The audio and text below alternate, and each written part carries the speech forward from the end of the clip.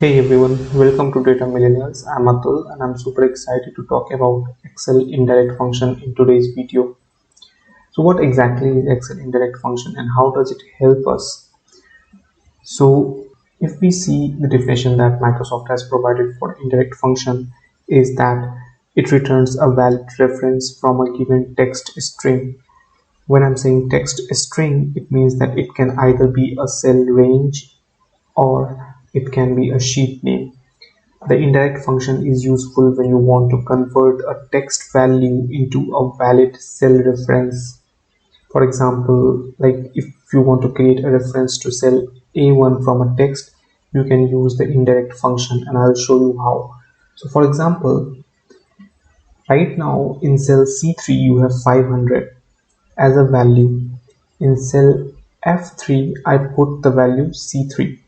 This C3 means that I'm understanding that C3 is a cell address.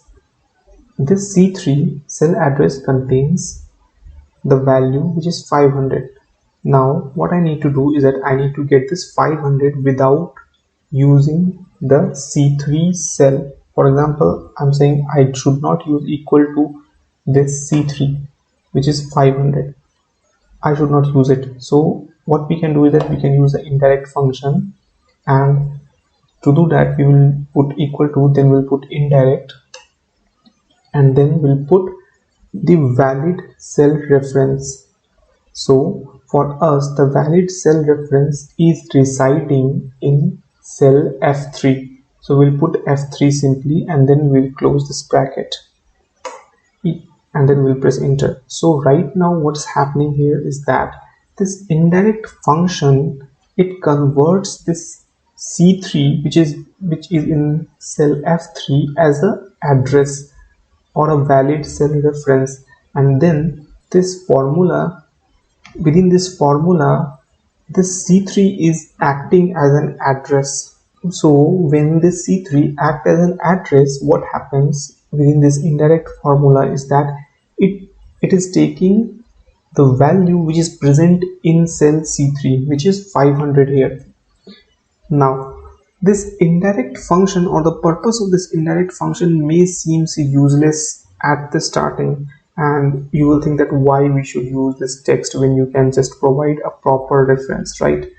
But there are many situations where the ability to create a reference from a text is very useful, and it might be useful to you when you are creating formula that require the values from multiple sheets, and you need a formula that needs a variable sheet name, or there is a fixed reference that will not change even when rows or columns are deleted and you want it to be fixed within your formula, or when you want to create a numeric array with the row function in the complex formulas, then you can use this indirect function. So right now in this video we'll see two different example of indirect function which is very useful in day-to-day work as a data analyst or a business analyst.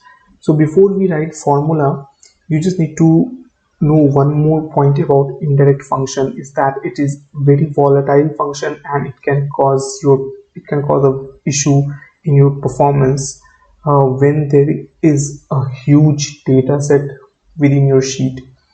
So for example, if your data set is still 500 MB or 600 MB, it might work in a better way if your data size increases till 1 GB or 3 GB, or if you're using multiple functions. So there are multiple functions within the functions and you're using indirect, then it might cause a problem. But when you have a lot of sheets and you need to get the cell reference or the values from multiple sheets into a single sheet, and you do not want to go one by one in each sheet putting the formula, then you can use this indirect function.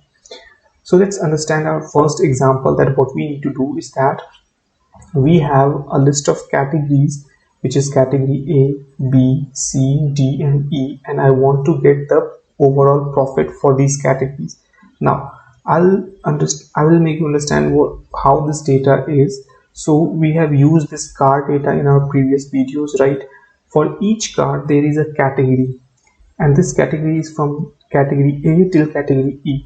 So when you get a data in a simpler tabular format, then you won't require this indirect function. You can simply put a SUMIF function or a COUNTIF function and you can get the entire summation, right? But when you get multiple sheets like this, category A, so this sheet has category A data where you have card name and all these features, right? Similarly, you have category B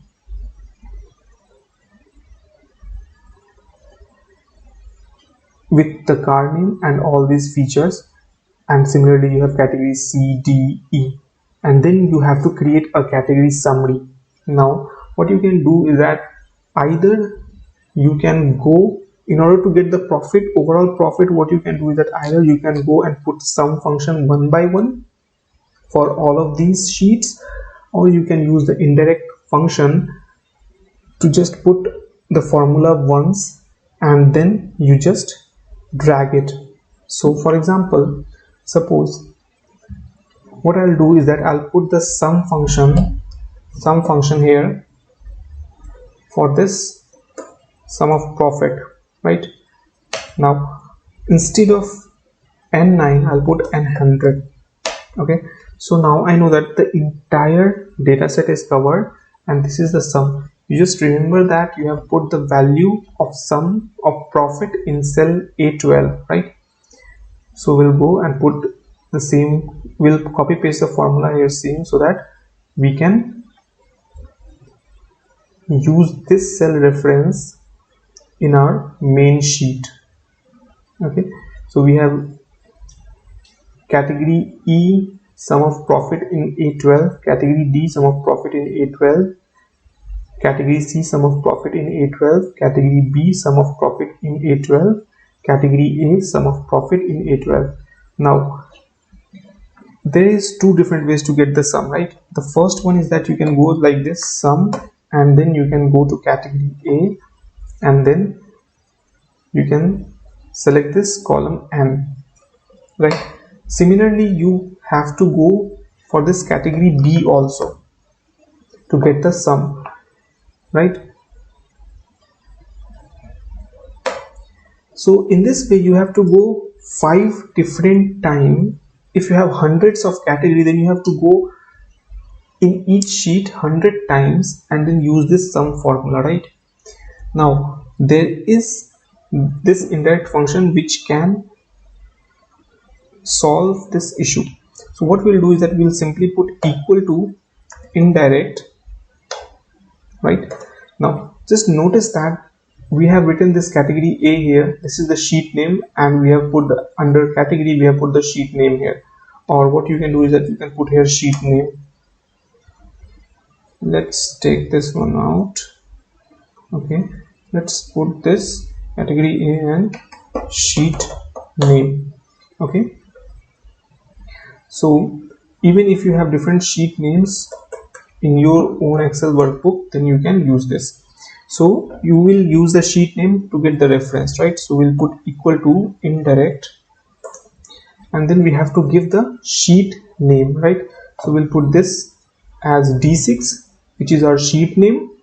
Then we'll put an ampersand sign, okay, and then we'll put this and A12. Now I'll show you that why we have given this under this double quote, we have this symbol and then the reference. So you remember we put the sum of all the profits in cell A12, right? Now if I enter, then you will see that the sum formula that we have given for category A from N till N2 till N9 is equivalent to the indirect function sum. So instead of going one by one in each sheet and putting the sum formula, with the help of indirect function we can put this indirect function in a cell and then we can drag it, and you will get this entire sum function for this category B sheet, for this category C sheet, category D sheet, and category E sheet. Now Let's go a step ahead and write some complex formulas with indirect function. So we have category A till category E, and I want the total number of cars that we have in these categories. Then what is the average MPG? What is the average of every features that is given in the raw data set? So we have somewhat around 15, around 11 column features for each of this car, right? So we'll take the average of these things, but we won't be going one by one within this each sheet and putting the formula. We'll using the indirect function to get it, right? So to get the number of cars, what we will do is that we'll use the count a function, right? So what we'll do is that we'll put equal to count a, and then we will put this indirect function. Okay, within this indirect we will put the sheet name, which is this category A, and then again we'll use ampersand sign. Okay, and then we know that the car name is present in row A, right? So we'll put A is to A, and then we will close this. Now you will see that the category A has 10 cars. When you go to category A, you will see that you have only 9 cars. Okay, now you have only 8 cars. Now the thing is, there is a header, and for the above formulas here we have given this sum here, right? So what we can do is that if we take the entire count of this column A, then we have 10 values, and out of these 10 values, one is the car name, which is header, which we do not require, and the other one is our calculated field that we have used to get in our summary sheet, right? So if we directly put -2 here, then we can get the number of cars, right? Now what we will do is that we will directly drag it here, and you will get the number of cars within category B, number of car within category C, number of car within category D. Let's check for category C and category D. So we have 6 cars in category C and 8 cars in category D. Let's go to category C and check. So under this car name we have 6 different cars. You can see the count 6. Similarly under category D you have 8 different cars. So our output is correct. Now what we need to get right now is that we need to get average of all of these featured columns, MPG, then cycle, HP, displacement, and everything. So what we'll do is that we'll simply put average function. Okay, then again we'll put indirect function, then we'll put this this cell C14. Now what I want to do is that I want to drag this formula down, right? So we'll put C14, and then we'll put ampersand sign, and then we know that the MPG is in column B, so we'll put B.